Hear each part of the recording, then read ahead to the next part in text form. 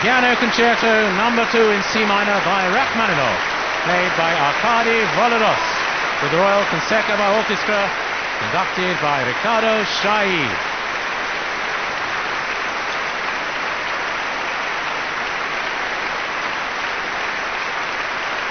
Arkady Volodos, a young man starting on a big career, I have no doubt whatsoever. I heard him a couple of years ago in Paris, and I already knew there was an incredible technique, but not if there was a musical brain. And in the last 2 years, he's proved, more than proved, that there's a very profound musical brain to match the technique. He lives in Madrid, but the orchestra, this orchestra, love working with him. In fact, he's going on tour with them. Here he comes once again, Arkady Volodos. That work signalled a remarkable unblocking of Rachmaninoff's creativity following his successful psychiatric treatment. A cello sonata, a suite for 2 pianos, and his spring cantata all followed in quick succession. Rachmaninoff didn't forget the great debt he owed his therapist, and dedicated the second piano concerto to Dr. Dahl. Himself an enthusiastic amateur musician, some years later Dr. Dahl took part in the concerto, playing the viola in the orchestra of the American University of Beirut. If only Rachmaninoff had been privileged to live long enough to hear Eric Carmen's momentous composition, he might have needed Dr. Dahl once again.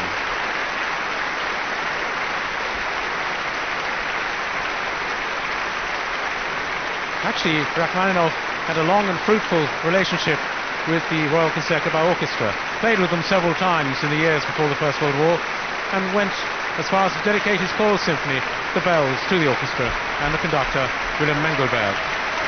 Arkady Volodos returns. A deserved ovation in my view, I hope in yours too. Because it wasn't just fireworks, there was great poetry there as well. Some people think this is a very hackneyed piece, but as a composer I must say I do admire the way it's put together. The sonorous sound of those brass chords, for example.